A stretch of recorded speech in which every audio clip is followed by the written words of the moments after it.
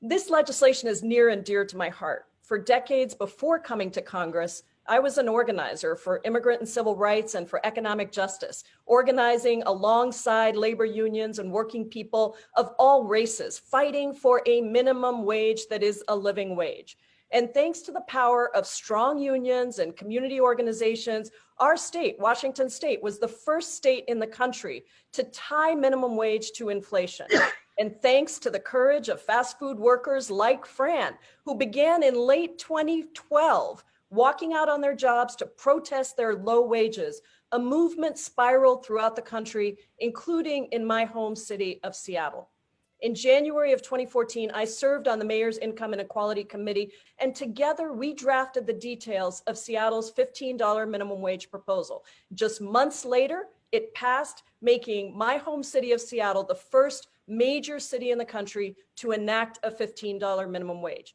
Now, we heard a lot of hand-wringing then about all the terrible things that would happen if you passed an increase to the minimum wage. What actually happened in Seattle in the years that followed? We had stronger businesses, healthier families and communities, and a growing economy.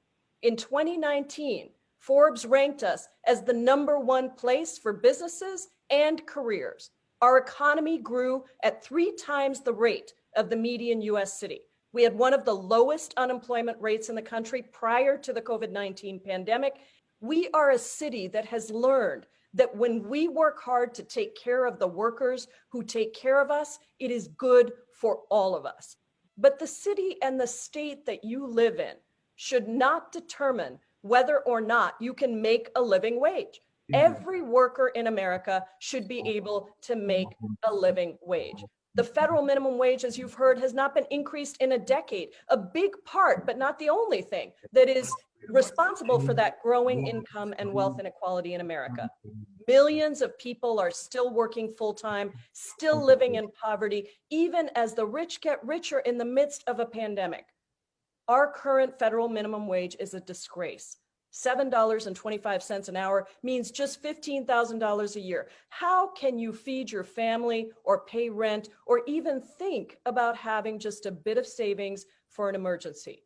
And today, in the midst of multiple crises that face our country, it is a moral imperative that we raise the federal minimum wage immediately. So let's get to work and let's help tens of millions of Americans have hope for a better life by raising the federal minimum wage.